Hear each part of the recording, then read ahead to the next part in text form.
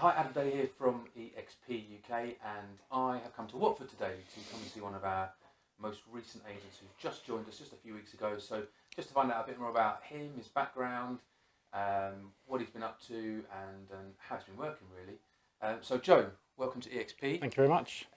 Just want to tell us, tell the viewers your background and where you've come from and all that sort of stuff. Yeah, been working in estate agency the last 13 years for two local independents in the Watford, Rickmansworth area in Hertfordshire.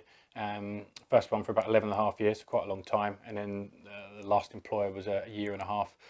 Worked up through the ranks from trainee negotiator up to branch manager, and then performed various property marketing manager roles within those offices.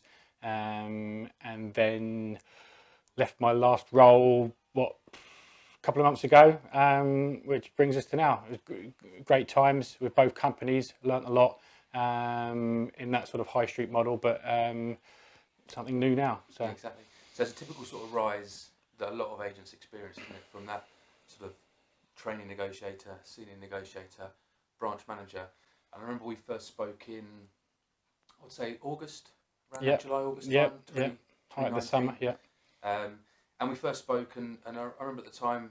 Well, tell us what were your reasons for wanting to look at this model first of all, and what was your decision? What was your initial decision? Because I remember it well. Yeah, I think the reason you end up clicking on that link or ended up speaking to someone like yourself is obviously things aren't quite going how you want them to go. You've been doing something a long time. You think you're good. You think you're experienced.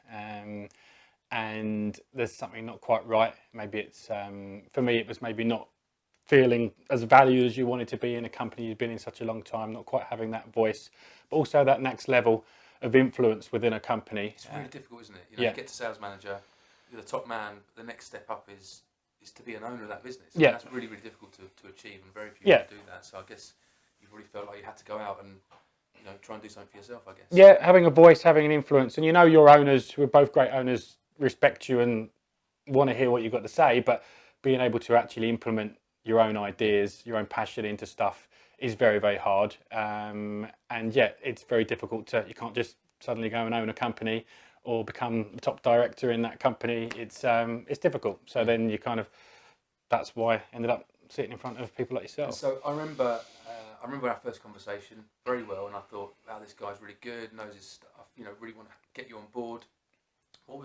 But you turned us down.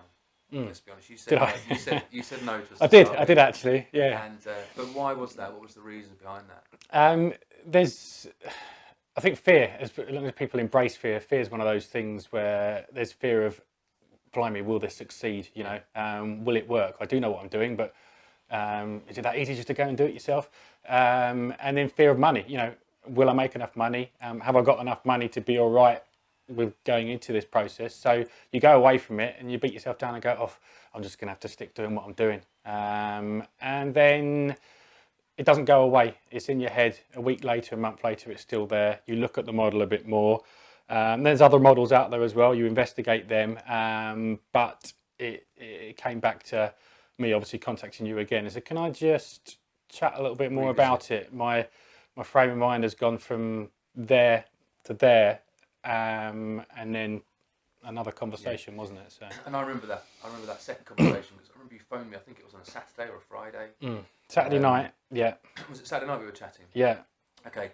And you said to me, I'm having second thoughts because that feeling is still there. That feeling of hitting the ceiling is still there. Am I ever going to break through that ceiling without going it alone, or am I going to be stuck here for the next 10, 15, 20 years? Not stuck there because you enjoyed it, but is this my level now? And I remember having that conversation with you. I said, look, I'm going to come down to see you. So I drove down to Watford on a Sunday morning, and you were busy with. I think you got it in the ear from the wife. Yeah. I cancelled taking the kids to swimming and got it in the ear, but I had to do something within 24 hours. It was in my head. Yeah, exactly. Yeah. So I drove down and came to see you. We met at Top Golf in Watford, didn't we? I think. Yeah. We saw a very well-known estate agent there who shall remain nameless, but and he spotted us, didn't he? So what was the mindset shift though? What was the change in mindset? Was it just that trigger that I can do this, or would you just think, oh, I'm going all in now, I don't care whether it works or not? Or... No, look, as I said, I'd investigated the model with some other people as well. I'd spoken to some other people, but there was something not quite there. It wasn't as personal as I wanted it to be. I want to build my own brand. I want it to be about me, but with you guys backing it, to get the right sort of blend. And I was just that close in my head, but there wasn't. It was, I don't know. There was a missing ingredient. But when I met you again, and I asked more questions. You know, when you first chat to someone, you don't find out everything you want to find out. This time, you've got more questions. Really nailing down the numbers. Really nailing down how the processes work. And I think that missing link was slotted in. I walked away from that and I went home and I said, I want to do this. I think it gives you the confidence that you're not going to be, I think it was not going to be out there on your own. I think you're worried that it's just going to be you, and if it doesn't work, it doesn't work. But once I chatted to you again, knowing the support systems and everything that you guys provide, it just gives you that confidence nudge that this isn't just a one-man band. Yeah. This is you plus it's having like your own team, your own office around you, your own unofficial office, but it's not the one you're going into at 8:30 in the morning, leaving at 6 o'clock, and you're with them every day, but they're with you on email, in the virtual world, lots of other stuff. So, yeah. And have you still got the fear? If anyone says fear goes, if you say you're completely fearless and you're 100%, everything's going to work, I don't think anyone can be. That's always going to be there. And I think as long as that's there, what I've learned, I'm not going to let that worry me anymore. I'm going to embrace it. And without that fear, you're not going to get up in the morning and drive to here and drive to there and want to win that business and want to sell that house. The fear of not selling that house, the fear of not getting that instruction probably makes it a little bit more exciting. Scary, but yeah, so that's not going to go. Very scary. It's just been limited. I've been saying to people who've been saying, you sure you should be doing this? Why are you doing this? Or why don't you just, oh, you're brave doing that. All the people that said I'm brave are all the people in the usual estate agency world, or the people I worked with trying to make me feel, it's a ballsy decision. I'm like, well, do you know what? It's not that ballsy. And I've been saying to them, I'm 90% confident on this, 10% fear. I was probably 30% fear before. Yeah, okay. You're right though. I mean, people try to not be negative about it. I think people want to support you, but there is that. You know, I've still got the fear. You know, and it never goes away. I've had my own business. I've been self-employed essentially, apart from a couple of years in between, but since 2005-06, and had that fear from day one, or minus a few days. You know, for probably 2 years before that, and that was the thing that drove me on, was that bit of fear. So yeah, I don't think it ever goes away. So my bit of a tip for you, you know, don't expect the fear to go away in 10 years' time. Yeah. But as long as you've still got your name above the door, and I guess that was one of the big drivers, was the fact that you get your own name above the door. You know, what were the reasons that you joined eXp? The passion I've always had for property, for people, you can get it across so much, but it's gone to there in now knowing that it's Joe Rylett. Sad little things like you wanted to see your boards out there, and when your 7-year-old and 4-year-old daughter drive past in the car and they go, "That's Daddy's board," you know, makes you feel great. It's not just about that. You've still got to go and earn money and do a job, but being able to, I've always wanted to be not the main man, but the only person dealing with someone, and that's the key thing now. And just the other day, I met a lady in the gym who just had an experience with someone who, quite a well-known agent, who would regard themselves as one of the big boys in Watford. And she'd had a terrible experience because she dealt with 5 or 6 different people, couldn't get hold of people. And I thought, that's what I'm going to be able to counter. You're going to deal with me from start to finish. They're going to be able to get hold of me. I'm going to be able to come and meet them pretty much when I can. I can meet them on a Sunday. I'll meet them at 8 o'clock at night. I know that can't be provided in what I used to do. And I know that was what I used to do, but I always felt that I was a bit stuck in, I couldn't do this, I couldn't do that, because I was working in the conforms of a rigid sort of company, and the DNA of these companies was set the way it was, and I couldn't change them. And I think that's, so one of the challenges I guess I've had from the model is that it's so agent focused. You know, eXp is so agent focused at helping the agents be successful. And so some people have said to me, "But what about the customer?" And I say, "But because we're so focused on the agent, that then translates over to the customer, because you don't have to worry about things like technology and portals and CRMs and all that other nonsense. All you've got to worry about is the customer and keeping them happy. And you know, although you are an independent and you're a self-employed agent, I think Richard Branson says if you keep your staff happy, then they'll keep your customers happy. Yeah. And again, that's really what I look at that phrase, and I think that's exactly what eXp doing. We're keeping our agents happy, not that your staff, you're completely independent, can go and do what you like, turn up to meetings when you like or not when you like, it's completely up to you. But if we provide you with a level of service and product that's going to make you delighted, Yeah. you're going to go off and make the customer delighted. Yeah. That's my view on the whole business model, really. Yeah, and the two things there. One on the support, it is literally just going on in the background. You make the odd phone call here, and things have, so far it's been great. Things have been sorted with the CRM, or something to do with Rightmove, or something to do with you guys. You kind of make the call, question, answer, done. You're not having to worry about that all day. And is this working? Is that working? Because it's all seamlessly happening to leave you to get on with what you're supposed to do. And in the being available and the viewing things, I've already had 2 people ring up, and what they thought the answer they were going to get. Oh, I had one ring up and say, "Oh, I don't suppose you'll do Sunday. You estate agents don't view viewings on Sundays." I said, "What time do you want to see me Sunday?" Yeah.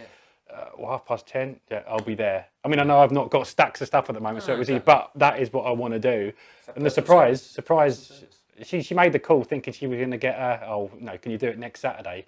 Which is what I used to hear a lot in, unfortunately, where I was as well. And the biggest difference there, right? So you have the other self-employed models, the well-funded self-employed models. We know who they are, that charge regardless of sale. And this is where a big difference is in that work-life balance, because those guys would say, well, we do things on a Sunday, and they do. That's fine, not a problem at all. But obviously, the fees are imposed on them by the big brand at the top, isn't it? And obviously, with us, you go out and charge the fees that you believe that you're worth. Mm-hmm. And so that makes a massive difference to your potential income, doesn't it? Yeah. And in terms of the work-life balance, was it 2-3 sales a month that you have to achieve? Yeah. That's what we talked about back in Watford at Top Golf. Yeah. So just give us an idea of how long you've been doing this now with eXp? 3 weeks? 4 weeks? 3 today, yeah. Is it 3 today, is it? Was it? Yeah. So, it's flown by, yeah, but yeah. It is 3 today, you're right. So tell us how the first 3 weeks has gone in terms of instructions, sales, marketing. What have you been doing to get yourself out there? Yeah. That sort of stuff.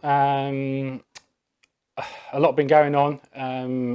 Social media frenzy with Facebook, Instagram, a lot of promotion. Didn't realise it was possible to get 370 Facebook followers and 150 Instagram followers in such a short space of time. Lots of people have been sharing and liking stuff. I've had calls, emails from people that I would have never connected with before about, oh, do you cover here? Yes, absolutely I do. And oh, my friend recommended me. So that's been great. It's slowly building. I'm not expecting 10 valuations a week and 5 instructions a week. And to be honest with you, just talked about the numbers of the volume. I don't need that. Just needs to be a few and of quality. Lots of good meetings, getting everything up and running with the systems, as we say, which has been pretty simple. Put a couple of properties on straight away that have ready to go. One's gone under offer within the first week. Brilliant. Couple of offers there, so that's good to get that under the belt. As I said earlier, seeing the boards out there is fantastic. Really proud of the branding that I've done with a little bit of help at home. Had so much great feedback on that, just on the boards. Had some flyers go out.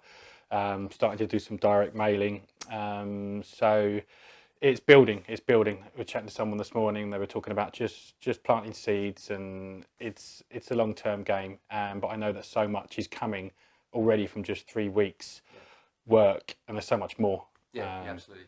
And that one sale, I think, is interesting, just for people to know that one sale, is probably worth the best part of £3,000 to you on a 70-30 split that we do. Yeah. That £3,000 is, I don't want you to tell us what you were earning beforehand, but one sale I would say is probably not too far away from having had to have sold 15 houses in your previous business, is my guess. Yeah. And you've done it in one sale. Yeah. And that's how, it's not easy and it's hard work, but that's the potential of the business model, isn't it? The fact that we do 70-30, the fact you only have to sell 2 houses a month, and you would be, doing very well. Thank you very much. Yeah, and that's it's attractive. And when you first start talking about it, and you meet people and you see it, you think, really, and you sort of think it can't be that easy. And I don't mean that easy, but No. to earn that sort of money. It's too good to be true. Yeah, and now I'm talking to other people about it, and some of them go, oh, what, they take that amount? It's like, well, they don't take that amount. It's not kind of like, but look at what you get, compared to, before, if I'd have sold a house and the company fee would have been £4,000, would have seen me, I don't know, 250 quid or something like that. And we're talking about £3,000. Yeah. And the whole enjoyment of it is I'm doing it all myself. Yeah, so you're doing it yourself, you've got names on the door. You're also then giving the customer a better experience because you're not having to sell. Yep. They're not one of 15 that you've sold that month. Yeah. They're one of maybe 2 or 3. So that's brilliant. I suppose my last question to you, Joe, is, what would you say to someone who's thinking of doing this? People that are sitting on the fence, there are people that are watching us very, very closely. They're watching the entire model, all the different brands out there. What would be your message to those people that are thinking of doing it? Good question. Maybe it might be best to say where I was at and why I did it, and then if similar people in the same sort of frame of mind. You have to be in a frame of mind. You have to be in a place where I was at a certain point where I felt that, yes, I wanted to go and do something for myself, but I wanted to add value and more passion to the experience for the customer. If someone's bashing their head against the wall because they can't quite make changes in their workplace and they feel like they've been doing it long enough and they're experienced enough, or people aren't listening to them, and they want to get their own ideas across, but they've got the confidence to go and do this, then just have a conversation, open it up. It all starts with clicking on the link and speaking to someone like Adam or giving me a call. I'd be quite happy to tell people the process I've been through, and it's been a journey. It's not been an easy decision, but I can guarantee you I haven't had any second thoughts. Not looking back at the moment, I don't think I will do. So many people behind it, so many well wishes, but yeah, I just think there's loads of people out there, and I know these people. I know loads of people that are like me or were like me, and they're in their place at the moment, just doing, I call it Groundhog Day. That's what I call it, and that means no disrespect to where I was before, because these places are just like it. But it literally was like same time every day in you go, same Morning time every meeting. day you leave. The morning meeting was all that stuff. I get what you're saying. yeah, and and you still do all the same stuff, viewings, valuations, but there is something about it when it's going out and it's you, and you're not looking to change the world or the model of, because I was me when I was working for that company anyway. It's just that I had that above me, and there were certain ways I was confined, had to do this, and we don't do that. That's completely open now. People laugh about us calling themselves bespoke or tailoring services, but it is. I can do anything that you, the customer, want. If you want to do this, you want to do that. You want to do an open house at this time on a Sunday, or you want to put bread out and play classical music, and if that's what you want to do, let's do it. If you want to do something completely ridiculous, not going to help sell your house, I'll advise, but we can do anything we want to do and tailor it to the customer. But yeah, I was in a headspace where I thought, I can't do this for the next year, 5 years, 10 years. I was thinking, this is now my future, the next 10, 15 years of building something for myself and my family. And I had to make a decision. And I made it at 40. As I say, someone could make it at 25 or 30. But it's been fantastic. I'd highly recommend anyone that's just unsure about going on this path that they've been on for a while in a estate agency, just to think about this sort of thing. It's a real eye-opener, and if you can get over the fear, and you don't need stacks of money. I've not got stacks of money. I'm on a real shoestring. And it's tight, and it's going to be tight for a while, but I can see the fruits of my labour coming in the future, and you're going to play the long term. So don't get me wrong, don't start it, you've not literally got a penny, but you don't need thousands of pounds in the bank to get started with this. And once people realise that, because most people think, oh, I need that to start, no, you don't. Honestly, I could tell people exactly what you need, what I've spent so far on particular marketing or boards and things like that, and it's been minimal. So Joe is here, ready to talk to anybody that wants to have a chat with him, and you don't have to talk to me. Joe is in the thick of it as an agent, can give you some advice on on how it all works and what happens next and how to do it and how much money he's needed to invest. We're not going to go there right now, but Joe's definitely the man to do that. So I would, you know, if you're looking and you're watching and you're on the fence, you're not quite sure, then get in touch with Joe. Don't get in touch with me. Get in touch with the man here, because he'll be able to talk you through it. And you know, wish you all the best, Joe. Thank you, Adam. Thanks for coming on board. Cheers. So pleased. Cheers.